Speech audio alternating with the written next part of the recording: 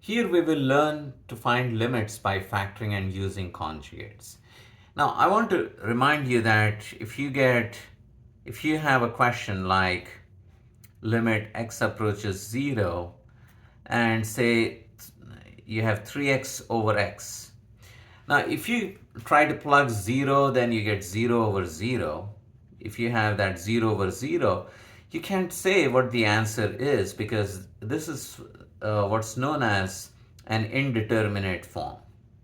So if you get 0 over 0, then, well, the answer is 3 because we know if when x is not 0, we can cancel the x's and we get an answer of 3. Now, similarly, I would get the same 0 over 0 form if I had negative 2x over x. So this is also 0 over 0 form. But notice, this time the answer is actually negative 2. So when you get 0 over 0, sometimes in this example it's 3, in this example it's negative 2. So we can never tell what the answer is if we get 0 over 0 form. So what we need to do is we need to use some method to get a different form or to get rid of that 0 over 0. So in other words, when you get 0 over 0, you have to do something. And a lot of times it's either factoring or using conjugates. Now let's look at some examples. The very first example, if I want to find limit as x approaches 2 of x square minus 4 over x minus 2, then of course I get 0 over 0 form. But I could rewrite this problem by factoring the numerator. The numerator is a difference of squares, so it's x square minus 2 square. That factors as x minus 2, x plus 2. And notice the denominator is x minus 2. Now, since I'm trying to find the limit as x approaches 2, I know that x is not equal to 2, which means I can cancel out these two factors because this is not 0. And then I can take the limit as x approaches 2 of x plus 2. So that is just 2 plus 2 and the answer is equal to 4. Now, the reason we can cancel if I have something like, let's go back to numbers. If you have 5 times 4 divided by 5, you can cancel out the common factor. Well, you know that 5 times 4 is 20 divided by 5 is 4. But I don't have to multiply. I can cancel out the common factor of 5 and say the answer is 4 that way. But anytime I'm canceling out a common factor involving variable, then I have to be careful because this idea would not work if I had something like 0 times 4 divided by 0. If I tried to cancel the zeros and said the answer is 4, that would be incorrect because this is really 0 over 0, which is undefined or indeterminate. So that this time it's not going to work because I have 0.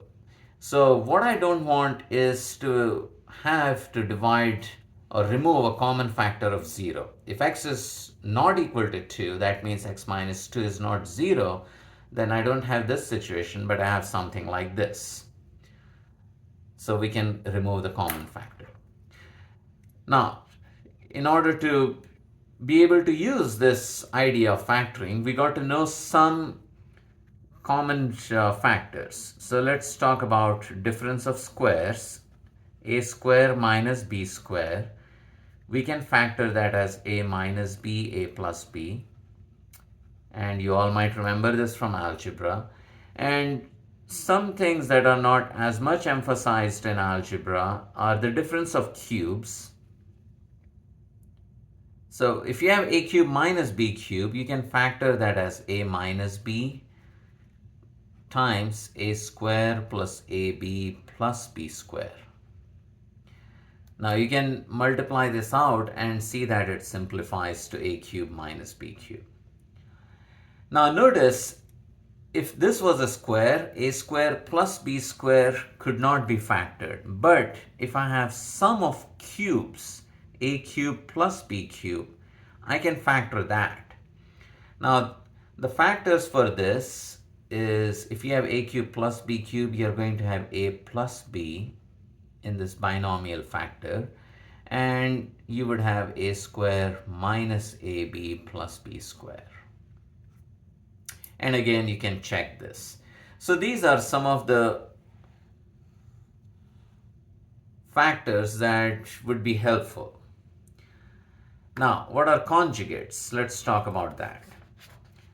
So sometimes you have a question like this. Where does limit x approaches 5 of, say, I have this fraction where in the denominator I have x minus 5, let's take that, and in the numerator I have x square minus 25. All right, let's go ahead and do this one out. So this one is actually similar to the old one, where we could factor x minus 5, x plus 5, and then you have x minus 5. You cancel out the x minus 5s, and then you take the limit. 5 plus 5 is equal to 10. Now, this is not using conjugates. So to use conjugates, I want to think about this one. And so rather than 5, let's take square root of 5. And now let's go ahead and do this one. Let's take the numerator to be x squared minus 5 and the denominator to be x minus square root 5. So if you plug square root 5, this becomes 5 minus 5, you have 0. And this becomes root 5 minus root 5. So this is again 0 over 0 form, which means we have to do something, either factor or simplify or try to modify that function. So now it may not be obvious that I could use the difference of squares. So what I'm going to do is I'm going to multiply by the conjugate of the denominator. So wherever I see square root, I can ask for its conjugate. So if you see x minus square root 5, then x plus square root 5 is the conjugate. The minus would switch to a plus. The reason is I want it to look like this, a minus b, a plus b. So if I already have a minus, I want to have another binomial with a plus. So when you do that, then what you will notice is the numerator, let's just write it as x squared minus 5 times x plus square root 5. Now what happens in the denominator is I have a minus b times a plus b. So that would be x squared. A square is x squared minus square root 5 square. So this denominator actually becomes one of the factors of the numerator. So notice this is x squared minus 5 in the denominator, and the numerator I'm not going to change that. It's x squared minus 5 and x plus root 5. And again, just like before, since x is only approaching square root 5, x is not equal to square root 5, we can go ahead and cancel those factors. And then we can plug square root 5 into this modified function, which is just x plus root 5. So square root 5 plus square root 5 is 2 root 5, and that's our answer.